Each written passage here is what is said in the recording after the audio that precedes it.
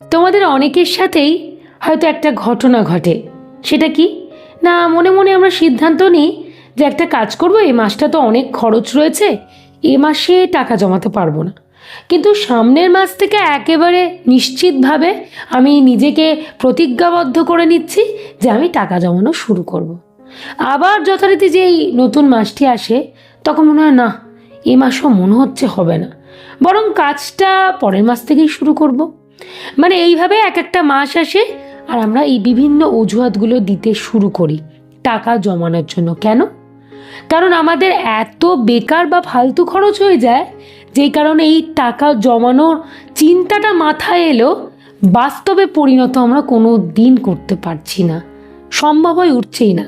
আমি জানি তোমরা সহমত হবে, হয়তো কমেন্ট করে জানাবেও, হ্যাঁ সত্যি আমার সাথে এই ঘটনাটা হচ্ছে, আমি চেষ্টা করছি কিন্তু কিচ্ছুতে পারছি না।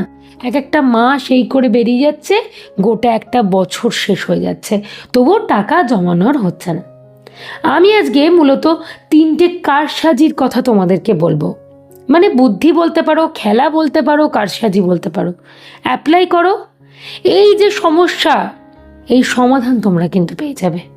তাই একেবারে বাড়তি কথা না বলে বা সময় নষ্ট না করে প্রধান আলোচনাটা শুরু করছি।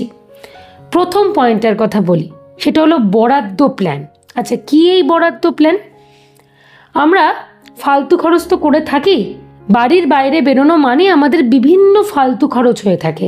আচ্ছা, কি ফালতু খরচ? ধরো ওই একটা চাবির রিং দেখে পছন্দ হয়ে গেল, কম দাম তো, ছোট্ট কোনো একটা শোপিস দেখে ভীষণ পছন্দ হয়ে গেল যে না, বরঞ্চ কিনে নি। এর জন্য আমাদেরকে কি করতে হবে? একটা টাকা বরাদ্দ করে দিতে হবে। সেটা 20 টাকা হতে পারে, সেটা 30 টাকা হতে পারে, সেটা 50 টাকা হতে পারে।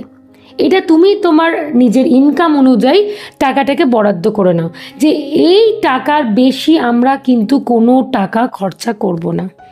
আচ্ছা, এটা কিন্তু নিডেড নয়, হ্যাঁ, আমি শুধুমাত্র পার্টিকুলারলি এই খরচাটা কোনটা বলছি বলো তো, যেগুলো ফালতু খরচা তার জন্য বরাদ্দ করতে বলছি, এই 20, 30, 50 টাকা। তুমি জানো এর মধ্যে কখনোই যাতায়াত বা বাড়ির সংসারের কিছু কেনাকাটা এগুলোকে গুলিয়ে ফেলো না। সেটা তো আমাদের লাগছে, নিডেড।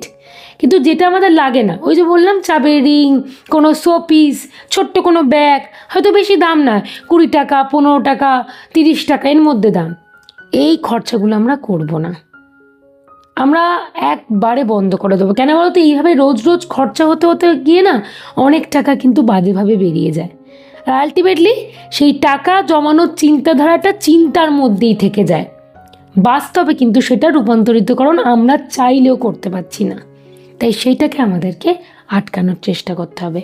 এবারে দ্বিতীয় পয়েন্টের কথা বলি, সেটা হলো শেষ প্ল্যান। মাসের একেবারে শেষ সপ্তাহের যে কোনো 2 দিন তোমরা বাইরে কোনো রেস্টুরেন্টে খাওয়া বলো, এক্সটার্নাল কোনো শপিং বলো, বা ছোট্টখাট্ট কোনো ট্যুর, এইগুলোর জন্য বরাদ্দ করবে, মাসের শুরুতে কিন্তু নয়। কারণ মাসের শুরু মানেই পকেট গরম। তখন আমরা কি করি বলতো, একটা হিউজ অ্যামাউন্ট খরচা করে দিই। কেন? আমরা ভাবি এখন তো পকেটে টাকা রয়েছে, ইজিলি খরচা করে দেওয়াই যায়। এবং আলটিমেটলি তখন নিজেকে বোঝাই বা অজুহাত দিই, না এই মাসটা বড্ড চাপ, থাক এই মাস থেকে না এই টাকা জমানোর ব্যাপারটা পারবো না, পরের মাস থেকে কন্টিনিউ করব। আবার পরের মাসের শুরুতে এইভাবে খরচা করে দিচ্ছি, আবার নিজের মনকে বোঝাচ্ছি সামনের মাস থেকে বরঞ্চ করব। কি এই ভুলগুলো হয়? তো নিশ্চয়ই তোমাদের সাথে হয়।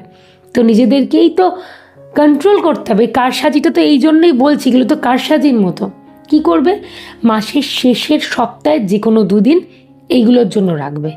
এর ফলস্বরূপ কেউ তখন তোমার টাকা তো শর্টেজ, মাসের শেষ মানে টাকা কমে এসছে, তুমি চাইলেও বেশি খরচা করতে পারবে না। কোথা থেকে করবে? টাকা আছে কোথায়? তখন দেখবে অল্প কিছু শপিং করলে বা বাইরে খাবার খেতে গেলেও 5 বার ভাববে, না বাইরে তো খেতে গেলে অনেক টাকা বিল হয়ে যাবে, না দরকার নেই থাক। বা ছোট্টখাটো ট্যুর করলেও বুঝে খরচাটা তুমি করতে পারবে, কারণ তোমার কাছে টাকার পরিমাণটা সীমিত। আচ্ছা, এখানে আমি একটা বিষয় বলে রাখতে চাই। তোমাদের মনে হতে পারে যদি মাসের মাঝামাঝি আমার বাড়িতে হঠাৎ করে কোনো গেস্ট এসে যায় বা কোনো একটা অকেশন অনুষ্ঠান পড়ে যায়, সেখানে গিফট পারপাস কিছু হতে পারে, তখন সেই টাকাটা আমি কোথা থেকে পাবো? আমি তোমাদের আমার অনেক ভিডিওতে বলেছি যে মাসের শুরুতে যখন তোমরা বাজেট করবে তখন 5% সেলফ এক্সপেন্সেসের জন্য রাখবে। এই কথাটা আমি তোমাদের আমার আগের অন্যান্য ভিডিওতে কিন্তু বলেছি। ওই যে 5% সেলফ এক্সপেন্সেস, সেখান থেকে তখন তুমি এই টাকাটা খরচা করবে। দেখো, কোনো দিকে তোমার কিন্তু কিছু হাত পড়লো না, আবার টাকাও কিন্তু সঞ্চয় হলো। ক্লিয়ার করতে পারলাম নিশ্চয়ই? 3 নম্বর পয়েন্ট, উপহার প্ল্যান। এই উপহার প্ল্যানটা না এই বরাদ্দ প্ল্যানের সাথে একেবারে যুক্ত। কিভাবে যুক্ত?